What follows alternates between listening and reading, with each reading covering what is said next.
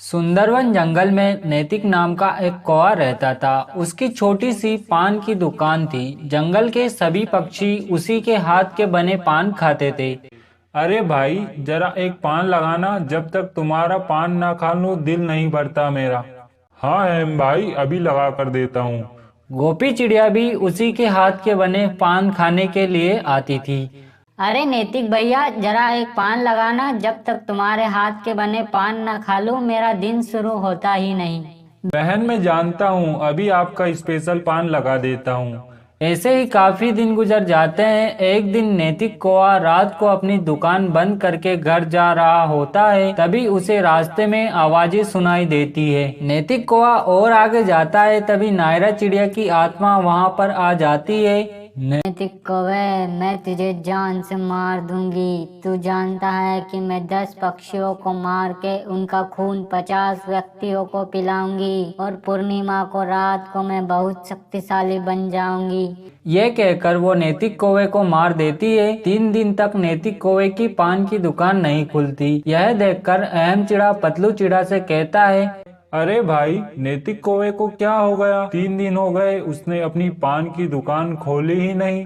हाँ भाई, मुझे लगता है उसे कुछ जरूरी काम होगा। अगले दिन अहम चिड़ा पान की दुकान पर आता है। उस दुकान पर एक सुंदर सी चिड़िया खड़ी होती है। तुम कौन हो? ये पान की दुकान तो नैतिक कौवे की है। जी हाँ, मैं नैतिक कौवे की पत्नी हूँ। अच्छा, तुम्हें पान बनाना आता है या नहीं? हमें तो नैतिक कौवे के पान बहुत पसंद थे।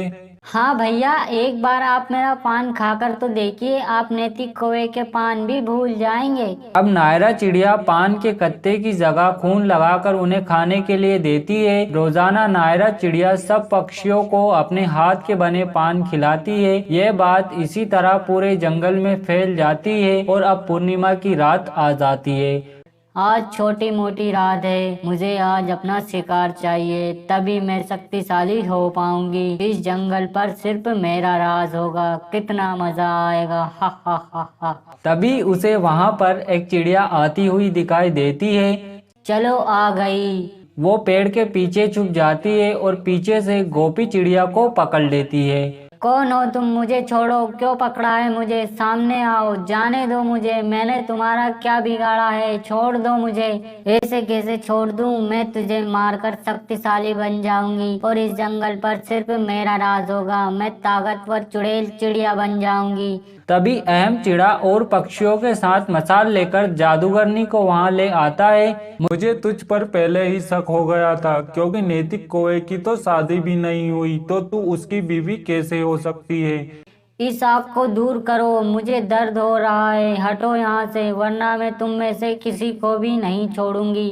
यह कहकर नायरा चिड़िया की आत्मा नैतिक कौवे की पान की दुकान में जाकर छुप जाती है।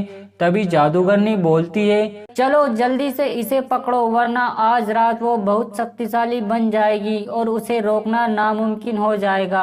अब वो सब नायरा चिड़िया के पास जाते हैं। वो पान की दुकान में छुपी होती है। जादूगरनी उस दुकान पर ताला लगाकर गुलाब जल और मंत्रों से उसे उसी में बंद कर देती है। अब उस दुकान के पास कोई भी नहीं जाता है। तो दोस्तों, ये थी आज की कहानी। आपको ये कहानी कैसी लगी हमें कमेंट करके जरूर से बताएं और रोजाना ऐसे ही वीडियो देखने के लिए मेरे चैनल को अभी सब्सक्राइब करें।